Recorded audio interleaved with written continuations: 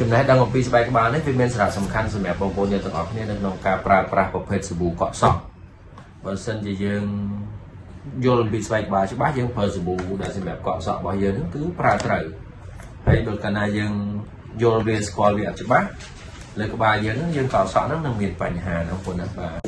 ជំរាបសួរបងប្អូនយើងទាំងអស់គ្នាថ្ងៃនេះចង់ជែកមួយបងប្អូនតិចពីប្រធានបទពាក់ព័ន្ធមួយស្បែកក្បាលរបស់យើងណាបាទបងប្អូនដឹងថាស្បែកក្បាលរបស់យើងមានប្រមាណប្រភេទរបស់មនុស្សយើងទាំងស្រីទាំងប្រុសទាំងអស់គ្នាណាមិនថាជនជាតិអីទេមិនថាខ្មែរយើងមិនថាជនជាតិបរទេសផ្សេងទៀតទេហើយជាទូទៅគឺចែកស្បែកក្បាលជា4ប្រភេទបងប្អូនណាបាទហើយ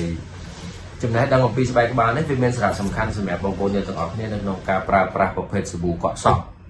បើសិនជាយើងយល់អំពីស្បែកក្បាលច្បាស់យើងប្រើសាប៊ូដែលសម្រាប់កក់សក់របស់យើងហ្នឹងគឺប្រើត្រូវហើយបើកាលណាយើងយល់វាស្គាល់វាអត់ច្បាស់លើក្បាលយើងហ្នឹងយើងកក់សក់ហ្នឹងនឹងមានបញ្ហាណាបងប្អូនណាបាទទី1ប្រភេទស្បែកក្បាលយើងហៅថាស្បែកក្បាលមានជាតិប្រេងណាបងប្អូនណាបាទហើយបានមានជាតិប្រេងបងប្អូនអាចសម្គាល់ទៅលើស្បែកក្បាលឬក៏សក់បងប្អូនហ្នឹងងាយឡើងប្រេងណាក្រោយពេលដែលយើងកក់សាប៊ូហើយអញ្ចឹងជួនកាលមិនបានមួយថ្ងៃទេគឺវាចាប់ដើមសំណើមហើយពេលយើងសិតសក់ទៅគឺវាទៅសក់អត់បាច់លាបប្រេងទេពេលបងប្អូនសិតទៅគឺវាជាប់ហ្មងដូចមានប្រេងដូចមានលាបជែលអញ្ចឹងបាទពេលសិតទៅវានៅជាប់នៅហ្នឹងណាមានម៉ូតមានភ្លីនៅហ្នឹងបាទហើយងាយឆាប់ធុំក្លិនសក់បាទហើយជាពិសេសក្លិនអត់ល្អទេបងប្អូនទាំងហ្នឹងវាមិនមែនជាប្រភេទក្លិនទាំងអស់ទេគឺក្លិនមានបញ្ហាអត់ទេបាទអញ្ចឹងស្បែកក្បាលប្រេងហ្នឹងគឺអញ្ចឹងហើយបងប្អូនសួរថាវាកើតឡើងដោយសារអីជាទូទៅអាចធម្មជាតិរបស់ស្បែកក្បាលរបស់មនុស្សយើងហ្នឹងមានស្រាប់បងប្អូនណាបាទជាប្រភេទក្បាលឆាប់ឡើងប្រេងតែម្ដងហើយបូកផ្សំជាមួយនឹងជួនកាលបងប្អូនប្រើប្រេងលាបអីថែមទៀតទៅក៏វាឆាប់ងាយឡើងទៅក៏មានដែរបាទនេះចំណុចសំខាន់ទី1ណាបាទស្បែកក្បាលទី2គឺប្រភេទស្បែកក្បាលស្ងួតប្រភេទស្ងួតហ្នឹងគឺយើងមើលទៅគឺសក់បែបរើងអត់ជាតិអត់ជើងទេបាទរៀងអាចជួនកាលអាចមានអង្គែបន្តិចនៅគល់ក៏មានដែរហើយជាពិសេសរឹងដូចបើយើងនិយាយភាសាស្រុកយើងថាដូចច្បើងអញ្ចឹងណាបាទរឹងស្ងួតហើយដោយសារអីជួនកាលដោយសារតែបងប្អូនប្រើសាប៊ូជាពិសេសប្រភេទបរោះយើងប្រើសាប៊ូប្រភេទគេហៅថាមានជាតិកាត់ខ្ពស់ហ្នឹងកក់កាហាយហ្នឹងគឺវាធ្វើឲ្យស្បែកក្បាលយើងស្ងួតដែរហើយអាហ្នឹងធ្វើឲ្យសក់អាចឆាប់ងាយជ្រុះក៏ថាបានដែរធ្វើឲ្យស្បែកក្បាលខ្វះជាតិសំណើមសុខភាពគាត់អត់សូវល្អចឹងទៅធ្វើឲ្យមានបញ្ហាណាបាទស្បែកក្បាលទី3គឺពាក់ព័ន្ធជាមួយនឹងស្បែកក្បាលដែលយើងឆាប់កើតអង្គែវាមានរោគតែម្ដងហើយឡើងអង្គែលឿនបាទវាងាយវាស្បែកក្បាលយើងហ្នឹងគឺរៀងល្មមតិចកក់អស់អង្គែចឹងទៅជួនកាលពី3ថ្ងៃក្រោយទៅកក់កើតទៀតហើយបាទកើតទៀតបាទហើយសួរថាកើតឡើងដោយសារអីដោយសារជួនកាលបងប្អូនចេញវាលច្រើនមានទូលាយច្រើនអីចឹងទៅឬក៏បងប្អូនកក់សាប៊ូសម្អាតសាប៊ូអត់អស់អញ្ចឹងវាធ្វើឲ្យ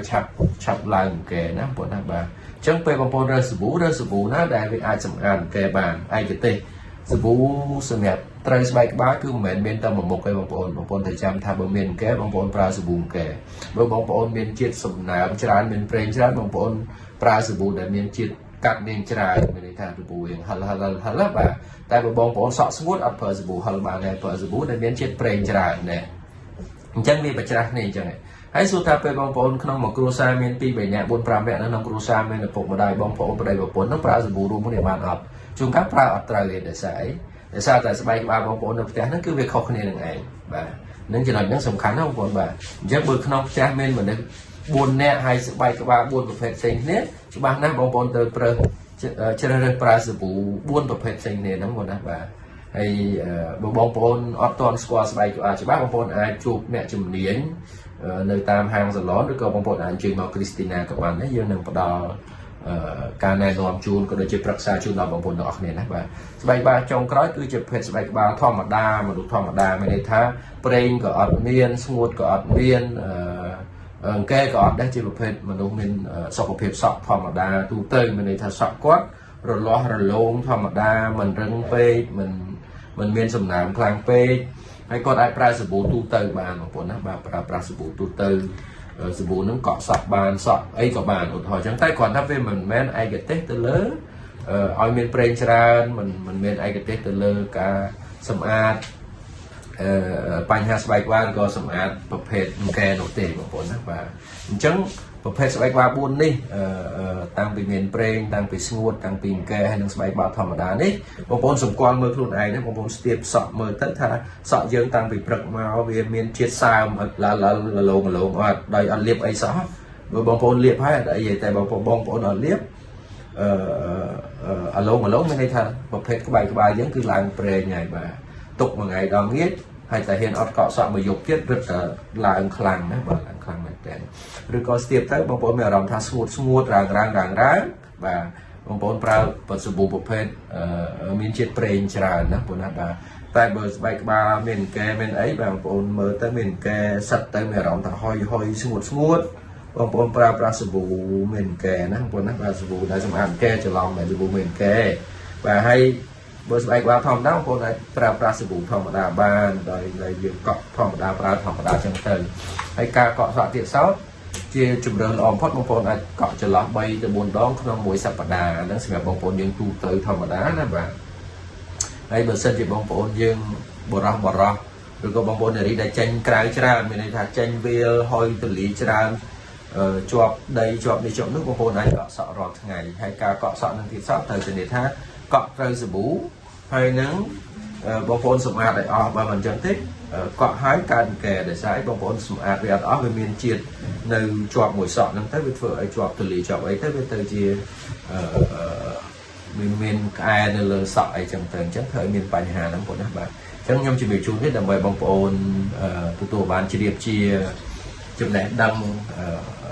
កម្រិតមូលដ្ឋាននៅក្នុងការស្គាល់អំពីខ្លួនយើងណាបាទថ្ងៃនេះយើងទៅចែកគ្នាអំពីការស្គាល់ទៅលើសក់របស់បងប្អូនទាំងអស់គ្នាណាបាទអញ្ចឹង